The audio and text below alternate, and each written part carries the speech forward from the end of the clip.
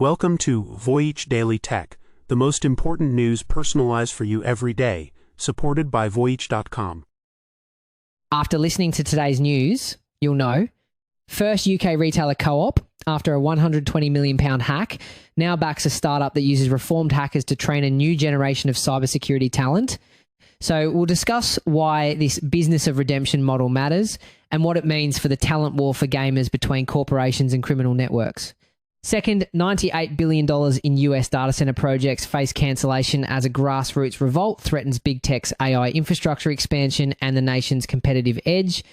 We'll analyze why this bipartisan backlash is a turning point and how it could affect the US's competitive advantage in the global AI race. Third, a $40 billion Bitcoin payout error at South Korean exchange Bithumb highlights the catastrophic risk of internal glitches in centralized crypto platforms.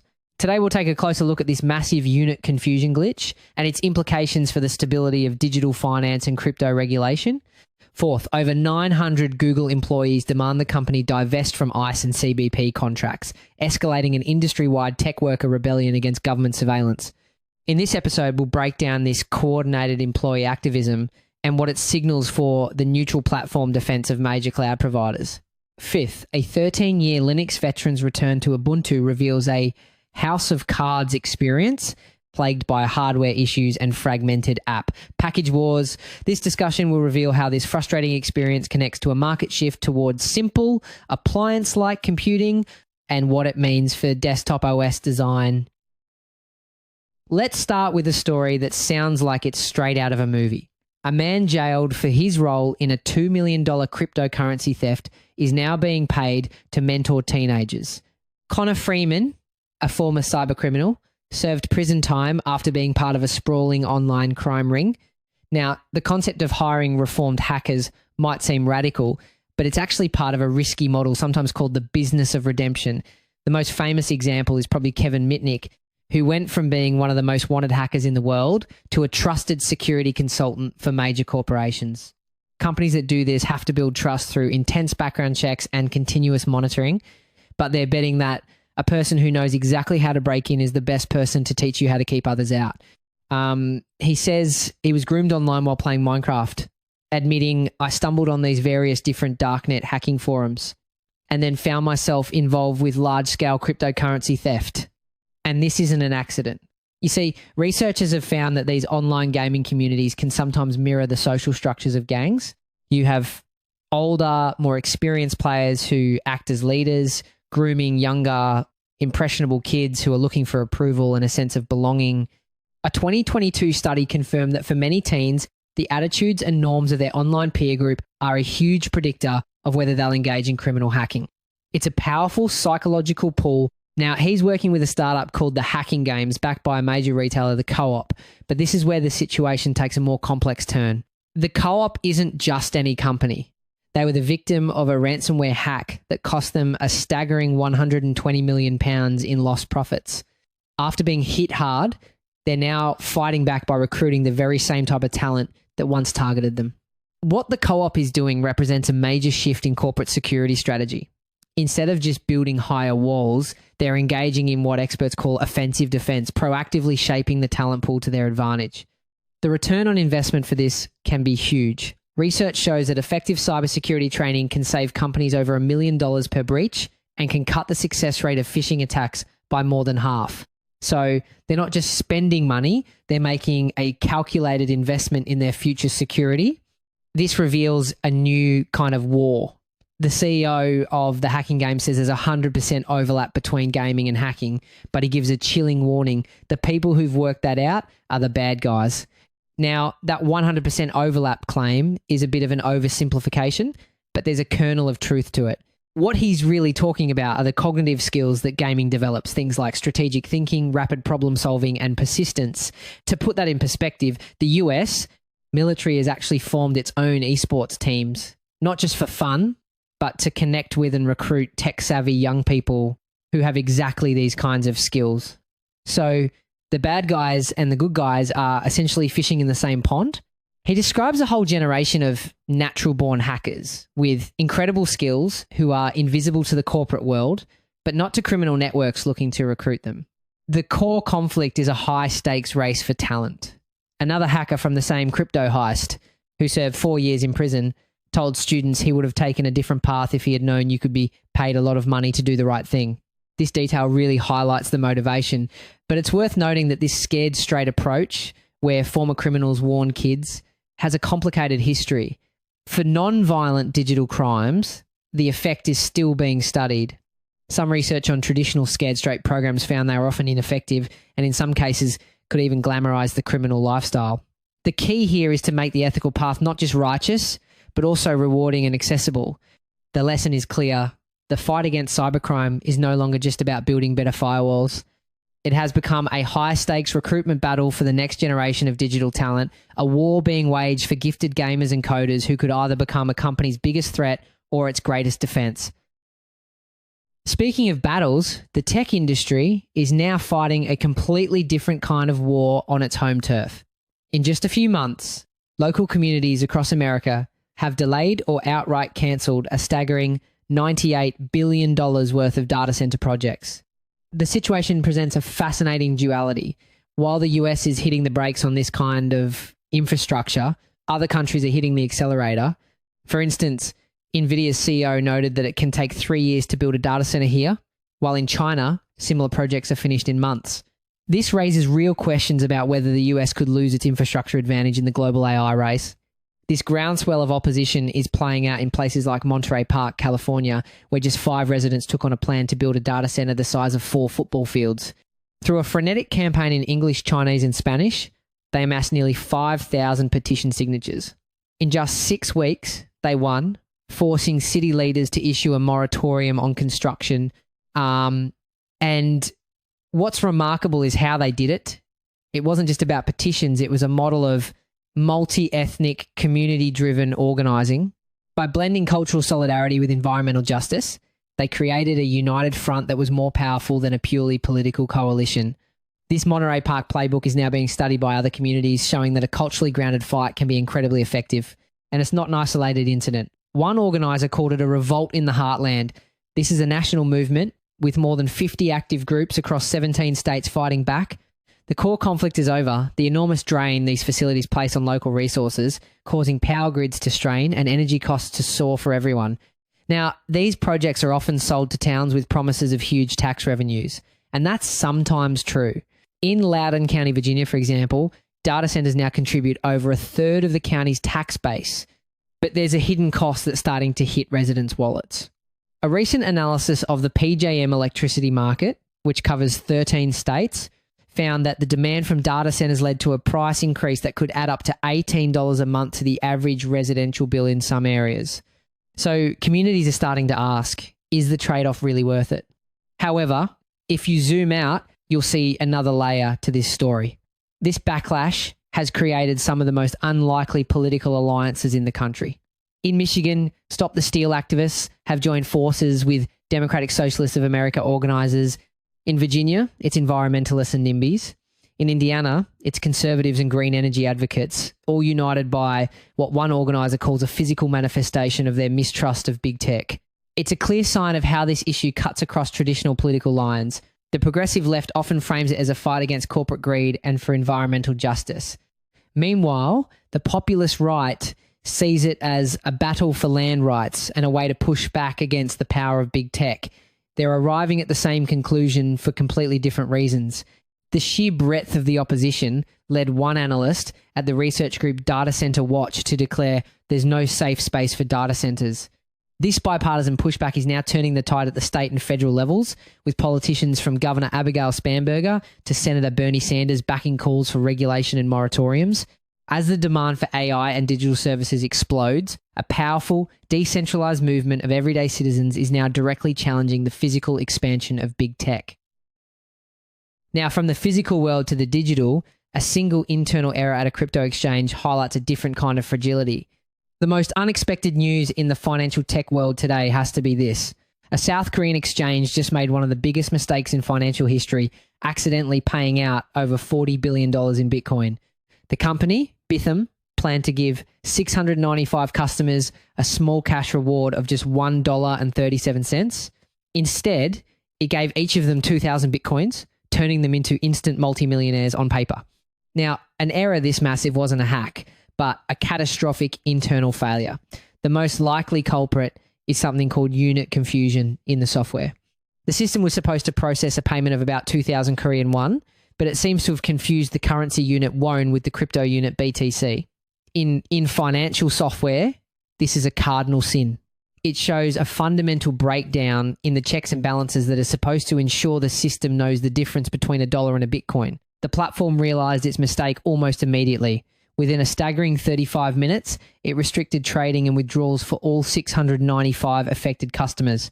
You might assume that since crypto transactions are irreversible on the public blockchain, the money was gone for good. But that's not the whole picture. Bithumb is a centralized exchange. This means the transactions initially happened within their own internal ledger, like moving numbers around in their private database. They were able to freeze the accounts before all those transactions were broadcast and confirmed on the public Bitcoin network. It's a crucial distinction. They were racing against the clock to prevent the funds from leaving their walled garden, where recovery would become nearly impossible.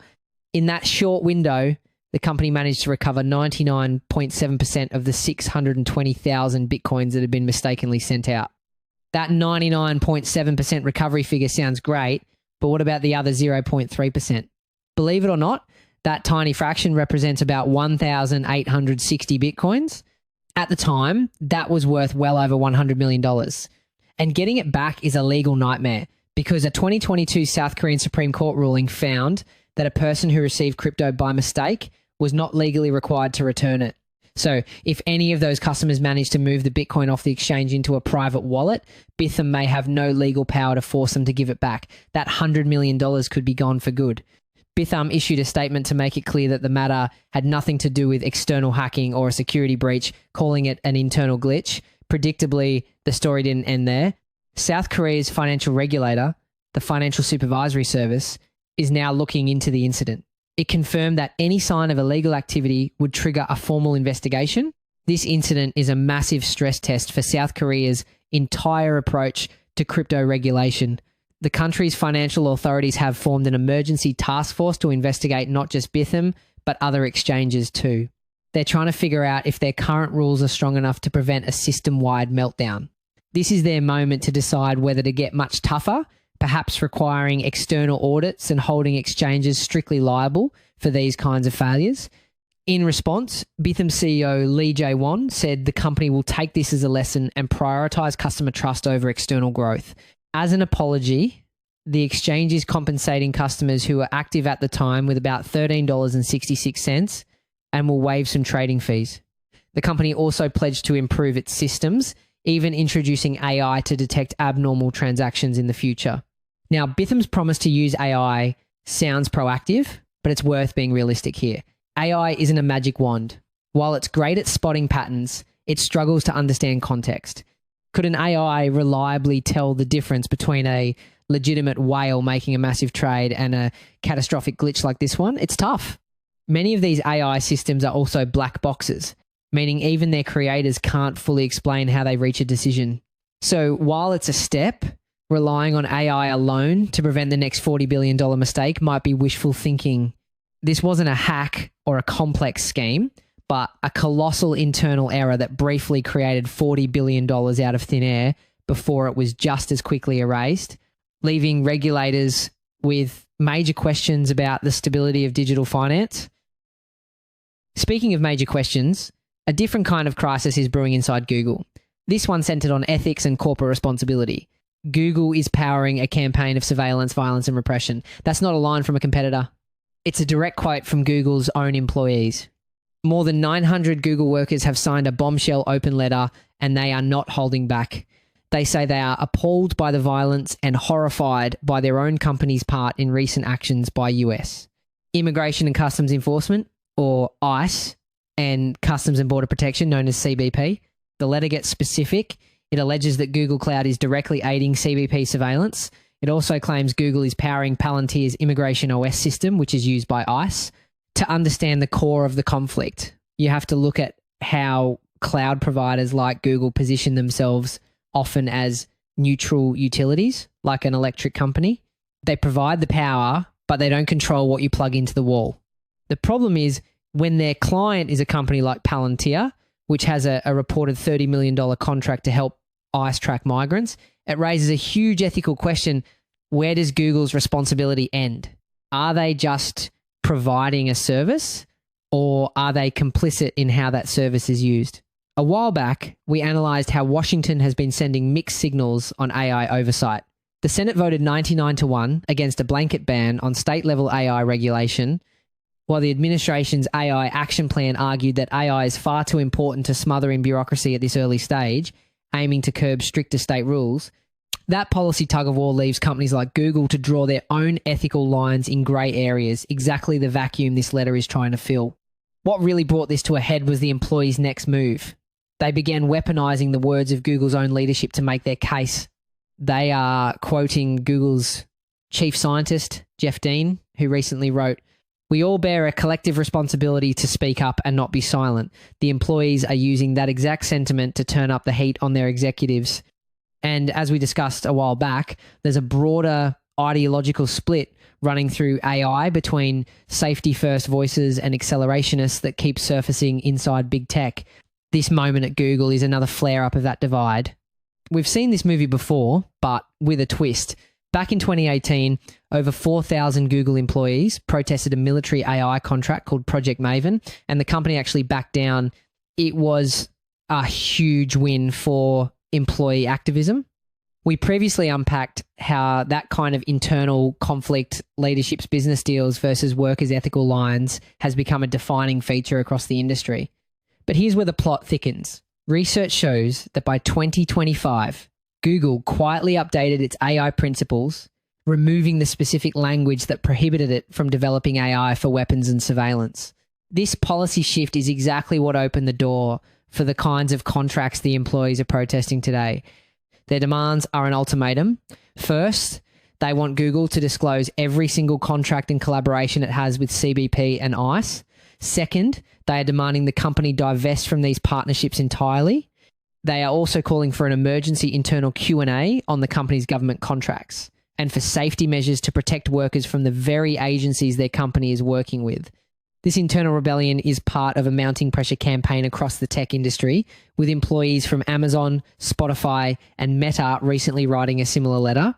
A few days ago, we mentioned another example of this coordinated push. Tech workers, including employees at OpenAI, signed a letter urging their leaders to cancel all ICE contracts after a fatal federal shooting in Minneapolis. Today's action by Google staff is the same playbook, aimed squarely at big tech's ties to immigration enforcement. This signals an evolution in tech worker activism. It's no longer just about a single issue at a single company. We're now seeing coordinated industry-wide movements with groups like the Tech Workers Coalition helping to organise employees across different firms. They are creating a new playbook for collective action, targeting specific government agencies and demanding ethical changes across the entire sector. The Google employees concluded their letter with a statement that pulls no punches, declaring that Google is now a prominent node in a shameful lineage of private companies profiting from violent state repression, and that they demand an end to this disgraceful use of our labour. From a fight over the ethics of modern technology, we shift to a more personal story about the frustrations that come with it. After a 13-year love affair with Linux, one user tried to go back to his favourite operating system, Ubuntu. His verdict? It was a mistake. The story starts with a high-end 2019 Dell XPS 15 loaded with a Core i7 processor and 32 gigabytes of RAM that was running Windows so slowly it was almost unusable. The plan was to breathe new life into it with Ubuntu, an operating system this user had relied on for over a decade. Now, you might think any powerful laptop could run Linux smoothly. The reality, however, is that while some companies like Dell do offer specific developer editions with Linux pre-installed, the vast majority of consumer laptops, including this one, are built and tested exclusively for Windows. The economic reality is that with Windows holding over 71% of the desktop market, there's little incentive for manufacturers to spend the extra money on driver development and support for Linux on their mainstream models.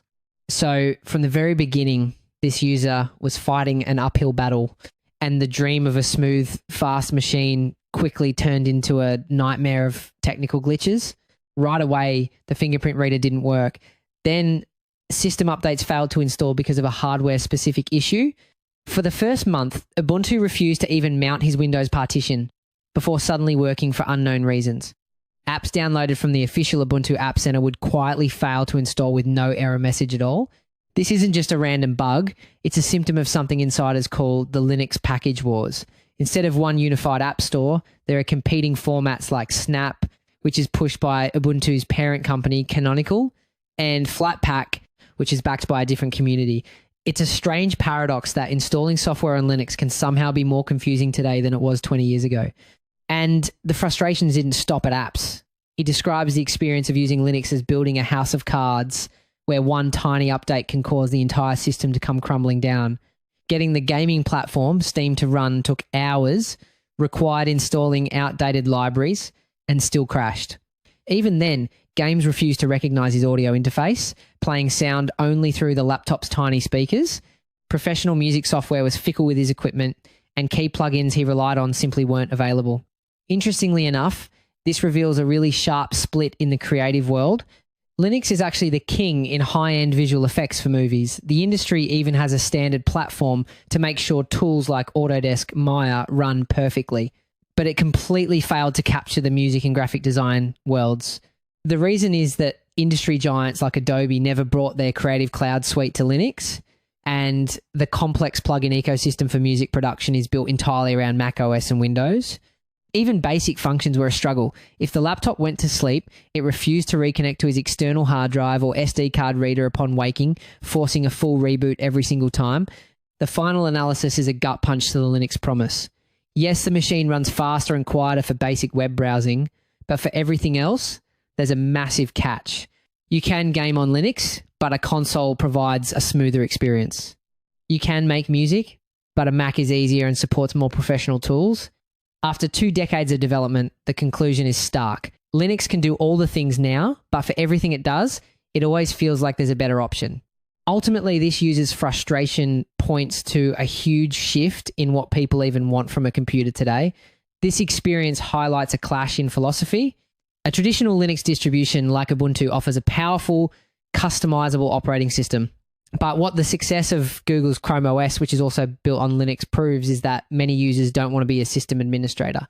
They want an appliance that is simple, seamless, and just works. This story suggests that for the mass market, the future isn't about granular control, it's about effortless simplicity.